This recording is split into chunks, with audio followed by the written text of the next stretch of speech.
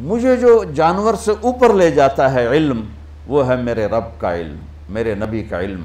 إِنَّهُ لَقَوْلٌ فَصْلٌ وَتَمَّتْ كَلِمَةُ رَبِّكَ صِدْقًا وَعَدْلًا لَا مُبَدِّلَ لِكَلِمَاتِهِ وَهُوَ السَّمِيعُ الْعَلِيمُ۔ وہ علم وہ ہے جو مجھے یہ پتہ دیتا ہے کہ میرا بنانے والا کون ہے۔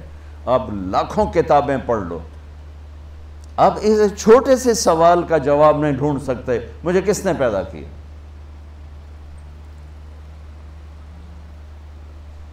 میرا بنانے والا کون؟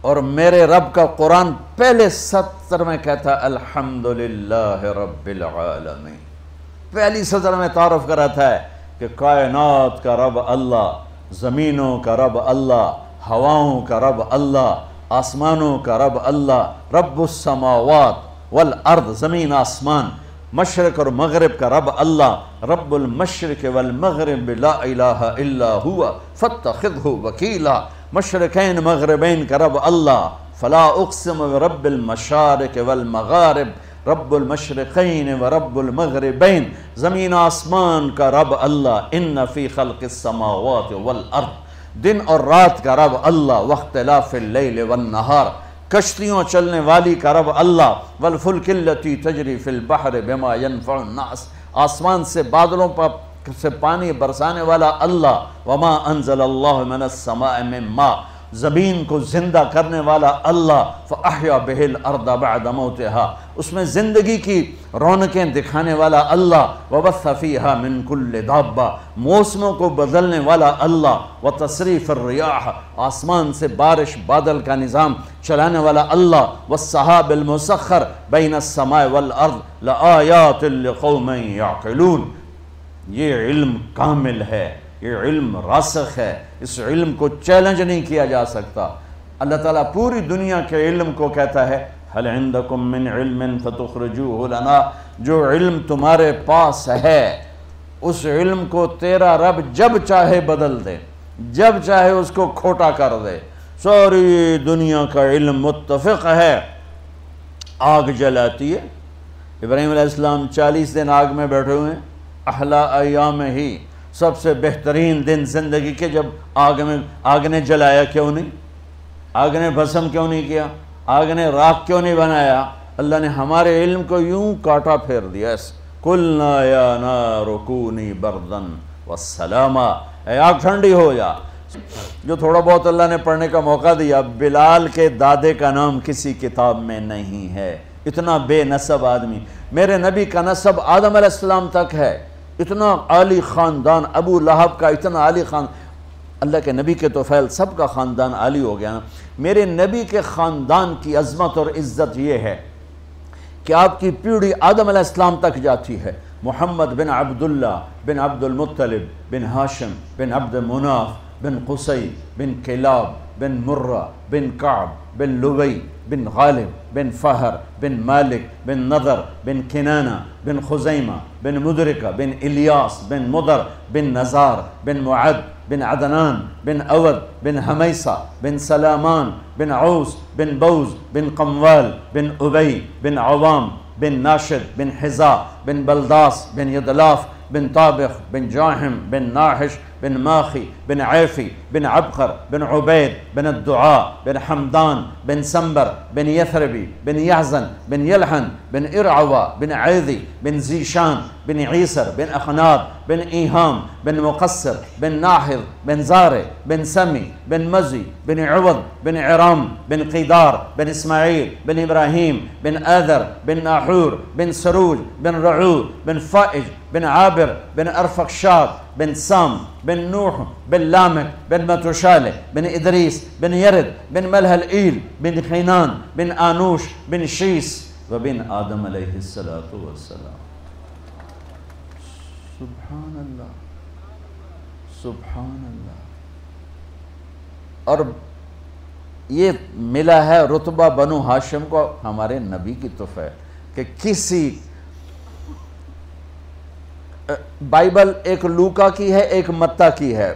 لوکا کی بائبل میں حضرت عیسیٰ علیہ السلام کا نسب یعنی حضرت مریم سے داؤد علیہ السلام تک 11 پشتوں میں جاتا ہے، اور متی کی بائبل میں عیسیٰ علیہ السلام کا نسب مریم علیہ السلام کے راستے سے داؤد علیہ السلام تک 27 واسطوں سے جاتا ہے۔ ان کی اپنی جو ایتھنٹک کتابیں ہیں لوقا اور متی، باقی انہوں نے دائیں بائیں کر دی، لوقا اور متی۔ لوقا میں 11 واسطے ہیں، متی میں 21 یا 27 واسطے ہیں، اور اتنا بڑا اختلاف نظر آ رہا ہے۔ اور میرے محبوب کہ آدم تک اللہ نے سلسلے پر چھاؤں ڈال دی کہ اسے کوئی ہلا نہیں سکتا کہ یہ میرے نبی کا نسب ہے۔ لیکن بلال کے تو دادے کا بھی نہیں پتہ معلوم، اتنا بے نسب آدمی، لیکن میرے نبی نے فرمایا قیامت کے دن ساری دنیا جنت کے دروازے پر کھڑی، دم بخود، دروازے بند، تالے لگے ہوئے، اندر کیسے جائیں، اندر کیسے جائیں؟ چلو بھائی چلتے ہیں آدم علیہ السلام کے پاس، بجائے ہمارے نبی کے پاس آتے اللہ خود یہ کرے گا تاکہ اپنے نبی کی شان بلند کرے۔ آدم، ابا جان، دادا جان، نبیوں کے باپ، انسانوں کے باپ، دروازہ کھلواؤ۔ وہ کہیں گے میرے بچوں، میری بچیوں، میں تو تمہیں باہر کڑے آئی، اندر کوئی اور لے جاوے، کسی اور سے بات کرو، یہ میرے بس کا نہیں ہے۔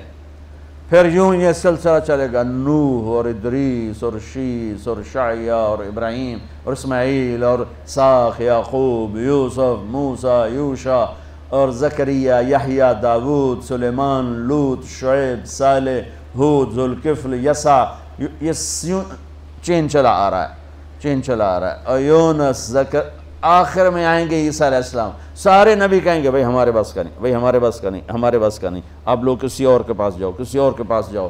جب آئیں گے نا عیسیٰ علیہ السلام کے پاس 1,24,000 نبیوں سے پھر کر، وہ بھی کہیں گے میرے بس کا نہیں، پر ایک اضافی بات کہیں گے تمہیں کسی نے نہیں بتایا، میں تمہیں بتاتا ہوں، اگر آج دروازہ کھلوانا ہے نا تو جاؤ محمد مصطفیٰ کے در پر، وہاں سے کھلے گا اور کہیں نہیں کھلے گا۔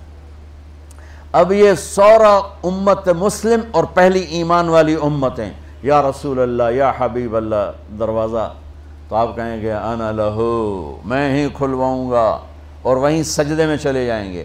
اللہ آپ کے اوپر تعریف کا الہام کرے گا، آپ نے فرمایا وہ اللہ کی تعریف کروں گا جو پہلے کبھی نہ کی ہوگی۔ پھر میرا اللہ کہے گا ارفع راسک، سل تعطا، اشفع تشفع، یا حبیبی یا محمد، میرے محبوب، میرے محمد، سر اٹھا، سوال کر، پورا کروں گا، سفارش کر، قبول کروں گا۔ تو میرے نبی کہیں گے یا اللہ دروازہ کھول، اللہ فرمائیں گے پہل کر، فیتا کاٹو، فیتا، کہیں گے یا اللہ میں تیار۔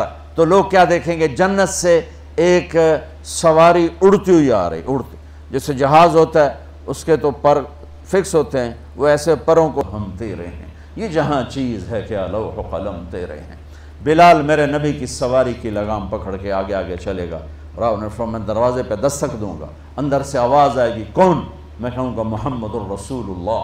وہ کہے گا یا رسول اللہ آپ کے رب نے فرمایا تھا جب تک آپ نہ آئیں دروازہ نہیں کھولنا، آپ کہا میں دروازہ کھولوں گا، اور میرے ساتھ میری امت کے غریب لوگ پہلے جائیں گے اور مالدار لوگ بعد میں جائیں گے، پہلے میرے ساتھ غریب ہوں گے۔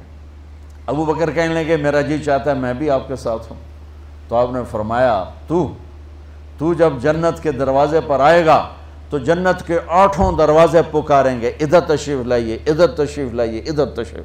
آپ نے یوں بیان کیا کہ میرا ایک امتی ہے جس کو جنت کے 8 دروازے پکاریں گے کہ ادھر آئیے، ادھر آئیے۔ تو سلمان فارسی کھڑے ہو کر کہنے لگے یا رسول اللہ یہ کون ہے؟ تو آپ نے انگلی کا اشارہ کر کہا یہ ہے ابو بکر، یہ ہے ابو بکر۔ پھر آپ نے کہا عمر، جنت میں محل دیکھا سونے چاندی کا۔ میں نے پوچھا کس کا ہے؟ مجھے کہا گیا قریشی کا ہے۔ صرف قریشی کہا نا تو مجھے خیال آیا میرا ہی ہوگا اتنا عالی شان۔ جب 2 قدم بڑھائے تو فرشتے نے کہا آپ کے غلام عمر بن خطاب کا ہے۔ عثمان جنت میں ہر نبی کا خاص ساتھی ہے، میرا خاص ساتھی تو بنے گا۔